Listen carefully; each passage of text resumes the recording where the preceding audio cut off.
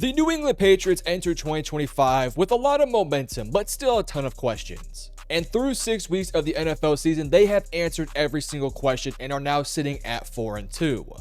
So in today's video, I want to talk about the New England Patriots and why they are becoming scary good. Subscribe and like the video if you do go on to enjoy. Let's hop into it. So we're going to break this down, starting off with the offense, then moving to the defense, then talking about what their future schedule looks like. Let's begin with the offensive side of things because this has been the unit that has taken the big jump forward. The defense has been fine the past couple years. I would say even at times really good.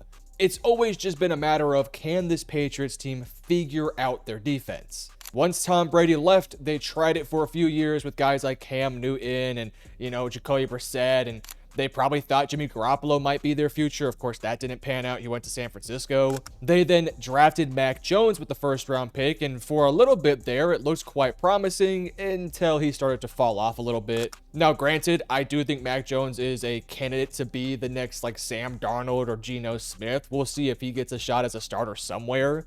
Shoot, if I was a team, I might give Mac Jones a chance because he's looking pretty good in San Francisco. But it was clear that it wasn't going to work out in New England. The Patriots just were not a good enough team to support a quarterback like Mac Jones. And Mac Jones kind of just got worse and worse and worse to the point where he was kind of a bad starter in the NFL by the end of his tenure with the Patriots. So heading into the 2024 NFL draft, it was pretty clear the Patriots were going to take a quarterback, and of course they took Drake May, which I thought was an awesome pickup. And in his first season, obviously he did not start, that was Jacoby Brissett, and then eventually he would end up taking over the starting role, and he looked pretty freaking good last year. Now, it was not perfect, he made mistakes, he looked like a developing rookie quarterback that occasionally would make some throws that have you scratching your head. But he also showed the glimpses and the flashes that made you feel confident about him moving forward. And as we headed into 2025, they brought in Mike Vrabel, you bring in Stephon Diggs, you add some pieces to your offensive line, you went aggressive on the defense. They added a ton of pieces on this team that had a lot of people hyped. And I was a little bit pessimistic on this Patriots team. I knew their schedule was light, but I expected a year of development. I didn't think they would be bad or anything, but I was thinking probably 7 wins was about where they were going to be. But, I mean, to be honest with you, I was wrong. So far, they're 4-2, and this offense looks really freaking good. Again, we're only through 6 games, but through 6 games, they're averaging 25 points a game, which is the 11th best in the NFL, 336 yards per game, which is the 16th best in the NFL, but 5th in touchdowns per game with 3.0. They're good on 3rd down, they're excellent on 4th down, and they're pretty decent in the red zone. Let us start off here with their young quarterback, Drake May, who, as I mentioned earlier, had a fine rookie season, but was far from, perfect. Again, he made a lot of mistakes. He made some plays that, again, had you scratching your head. Through 6 weeks of the NFL season, he has 1,522 yards. That's the 5th most in the NFL. 10 total touchdowns and 2 interceptions. He also has the 7th highest QBR with a 72.3. And when you look at his season, you can kind of break it down from the first 3 games to the last 3 games. Through the first 3 games versus the Raiders, Pittsburgh Steelers, and Miami Dolphins, the team was 1-2. Drake May ate a total of 12 total sacks through the first 3 weeks. And he had, 5 touchdowns to 2 interceptions. He was playing good football, but he was still getting it. He was still developing and figuring it out. And then the Panthers game happened, and they put an absolute beatdown on them, 42-13, a game in which Drake May had an awesome day, 82.4 completion percentage, 2 touchdowns, 0 picks, only had 1 sack, had a QBR of 91.1, and it was like, okay, he's getting better versus these bad teams. So they were 2-2 through 4 weeks, entering into the Buffalo Bills game. And that Buffalo Bills game, they won. Now, granted, Buffalo is looking like a weaker team now than what they were heading into that game. But heading into that game, that was an undefeated Buffalo Bills team that was playing in a night game in their own stadium, and it was a whiteout. So everything was leaning towards Buffalo winning that game.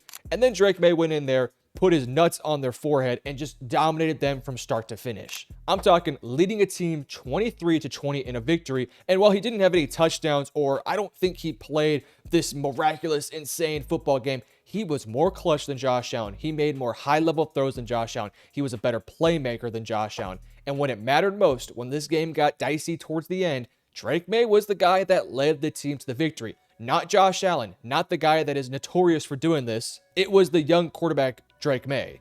It almost felt like for a day that Drake May zapped the powers of Josh Allen, almost as if it was a movie. He just he looked like Josh Allen in a lot of ways. I mean, he had a borderline perfect day out there. He wasn't, of course, flawless. He made some mistakes, but when it mattered most, he was surgical, and he had, in my opinion, one of his best games of his young career, despite not even throwing a touchdown. It was a great game, and then he followed it up with another really solid game versus the New Orleans Saints.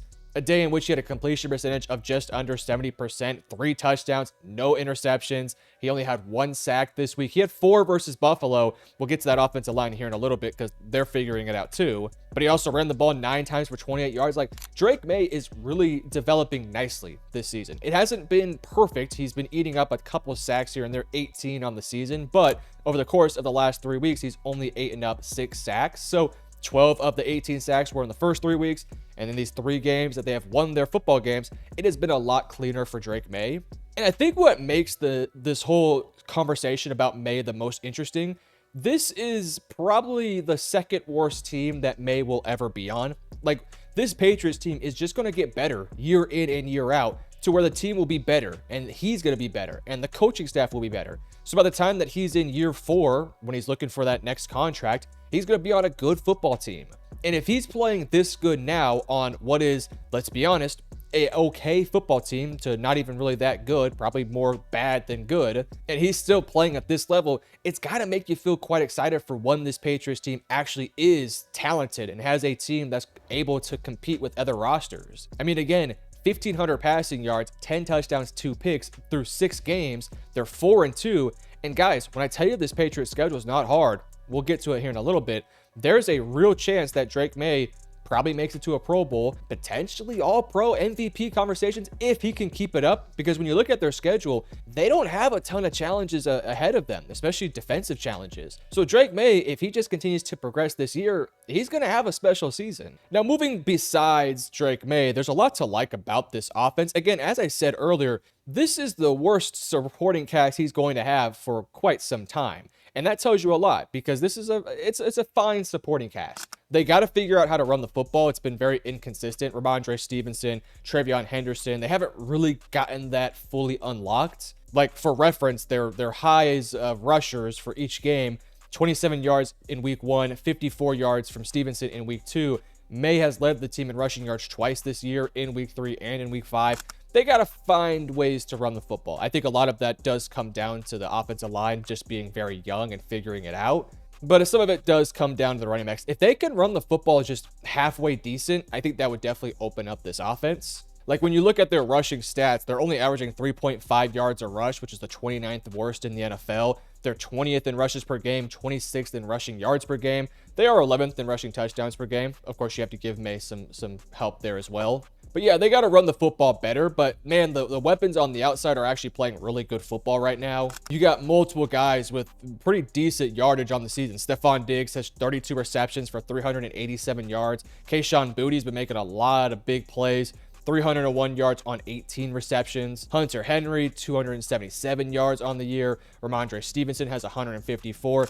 And once they can continue to unlock Travion Henderson, I think you'll see him get a lot more play in the receiving game. Right now, he's just under 100 yards, but I think that will start to pick up as he gets more trust within the coaching staff. So the passing attack has really been the focal point of this offense. Again, we talked about the rushing statistics. When you look at the passing statistics, they're 2nd in completion percentage, 3rd in yards per pass, 6th in passing yards per game. They're 7th in interception thrown rate, which is very good. But they are 27th in quarterback sack percentage at 9.09%. So they got some things to clean up here on the offensive end. But again, I want to just reiterate what I said earlier. This is the worst supporting cast that Drake May is going to have, and you're already hearing the numbers we're talking about here. They're very, very impressive from a quarterback in Drake May, who's only in his 2nd year. He's just going to get better. So that's all very exciting. Let's get to the offensive line. It's a very, very young unit, and they got some work to do, especially on that left side. Let's talk about their first overall pick in Will Campbell, who on the year via PFF, he has a 69.1 overall grade with a 73.1 pass blocking grade. Only has given up 1 sack, but has had a couple penalties with a total of 5. I know PFF is not like the say-all, be-all, but I do think they know enough about what they're talking about to take into their grades, you know, and trust what they say. But from my eye and my personal perspective, I think that Will Campbell's done a fine job. he's still figuring it out, and he's going to have days where he goes up against Myles Garrett or TJ Watt, and they're going to get after him a little bit, but that's all a part about being a rookie tackle. But you compare Will Campbell to some other tackles from this class or from previous classes, and you got to think Will Campbell's looking like a future star at that tackle position. There was so much conversation from myself on my podcast or on this channel about, man, is Will Campbell going to play guard? Is he going to play center? The Patriots stuck him out at tackle, and so far he's looking pretty good on the year. Then their left guard, Jared Wilson, who played center in college, had to transition over to play guard. He's been a work in progress. He's definitely somebody that is very young and just needs more playing time on the field. But on the season, he's not playing great. 46.7 overall grade, 51.3 pass blocking grade, 43.4 run blocking grade. It's always going to be difficult to run behind a young, developing guard who was a center in college, who was a little bit lighter at the position. He's got to put on some weight. He's got to get a little bit stronger. He's just got to learn how to play the position. This year is more of a developing year. He'll figure it out as he goes along. He'll hopefully get better by the season's over. And then next year or years after that, he starts to develop. But on the year, he hasn't given up a sack, has only 2 penalties. So you'll take that. There's definitely a foundation to build on with him. You know, Bradbury in the middle has been fine. Onwenu has been good at guard, and Moses has been able to stay healthy for the most part. So this offensive line they're better than what they were last year. Last year, this was probably one of, if not the worst offensive lines out there. This year, they're at least capable enough up front. And with Drake May's playmaking ability and pocket presence, he's doing a good enough job to surround him and get the job done on that offensive line. So all in all, the offense is pretty darn fun, and they're pretty good. Now, on the defensive side of things here, you know, Christian Gonzalez has been dealing with an injury, so it's kind of tough to gauge how good this defense is, because I think Christian Gonzalez is, frankly, probably their best defensive player.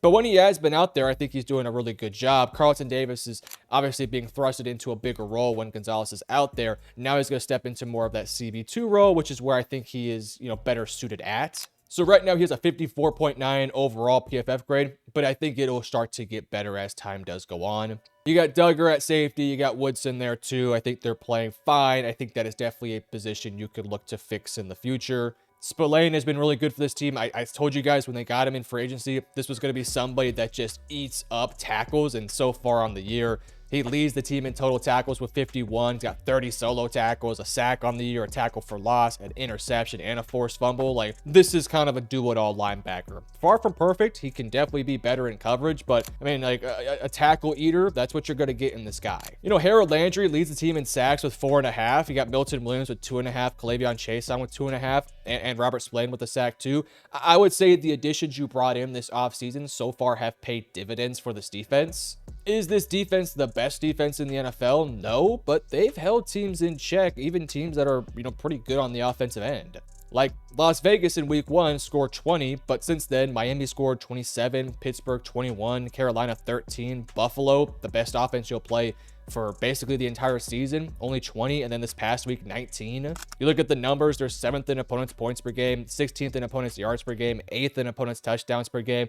They got to be better on third down, and they got to be better in the red zone. They're 21st in opponent third down conversion rate and 30th in the red zone. Got to clean that up. But they're pretty good against the run. They got to improve against the pass, but of course, Christian Gonzalez is there. I think that's definitely going to help them out. So when you look at this defense, like, again, they have issues they're going to have to fix in future drafts and free agencies.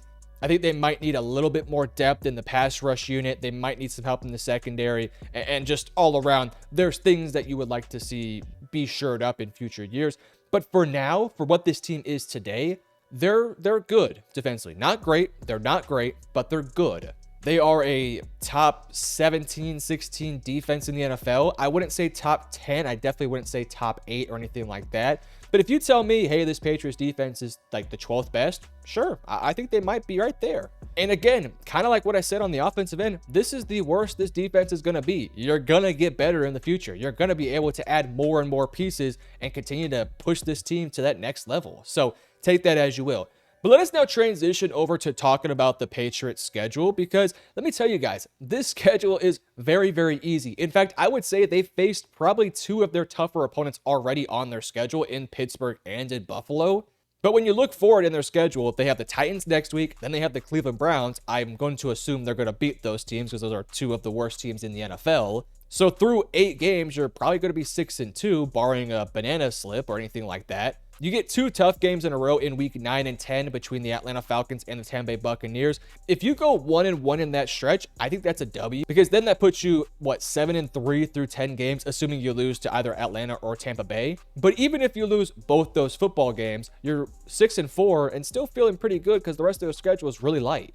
Because after that, in weeks 11, 12, and 13, you got the Jets, the Bengals, who will probably be without Joe Burrow again, and then the Giants in week 13. The Giants are feisty. That might be a tough one, but I still think the Patriots can win that game. So let's assume they beat those bad football teams, and let's just hypothetically say they lose to the Tampa Bay Buccaneers. If they only have 1 loss through week 13, that's going to put them at a 10-3 football team heading into their bye. But let's just say they lose to the Giants or the Falcons. So they lose 4 games heading into the bye week. That puts you at 9-4 heading into the bye week with only 4 games left. And realistically speaking, you just need to win 2 of those next 4 games to make the playoffs. And when you look at the next 4 games after their bye week, it's Buffalo, who you've already proven you can beat. It's Baltimore, who I think will be better by that point because they'll at least have Lamar.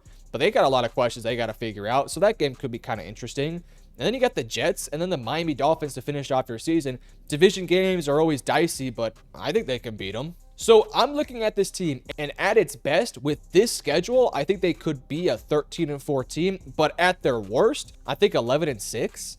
And that's just at their worst. Now, maybe 10-7 might be a bit more realistic because I'm sure they'll slip up here and there. But again, we're talking about a double-digit football team that last year was drafting, like a top 5 pick? In 1 year of changing the head coach, developing your quarterback, being aggressive in free agency, and successfully drafting well, you're looking at a team that goes from drafting, the 5th overall pick or something last year to making the playoffs. If this team wins double-digit games, they will be in the playoffs. And I'll tell you what, I don't think they're going to win a Super Bowl or anything like that this year. I don't think any team would want to face them. If I'm a team like, let's say the Jacksonville Jaguars, if they make the playoffs, do I want to face the Patriots? No. If I'm even like a Kansas City, do I want to face a team like the Patriots? Probably not. They're scrappy and they're feisty and they can absolutely go. Now, it's playoff football. I don't know if they'd win a playoff game, but I'm sure as hell they're going to fight and bite and claw their way to staying in those games. Drake May makes me feel very excited about this football team. And then in the future, like as I keep saying throughout the video,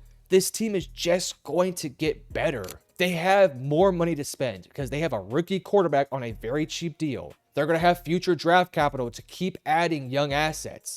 This is a young football team with a developing quarterback, developing offensive line. Hell, there's some guys defensively that are still developing, that are still just going to get better. So as the years progress, this team will just get better and better and better. And shoot, I hate to say it, but I think this Patriots team is heading down a path that's going to be quite successful yet again. Now, I'm not going to say this is Tom Brady 2.0 and we're going to see a dynasty in New England again. But I look at this team and I do think they are set up for success. They're a young football team with money to spend, with a quarterback that is quickly proving that he is not just a guy, but he is a stud.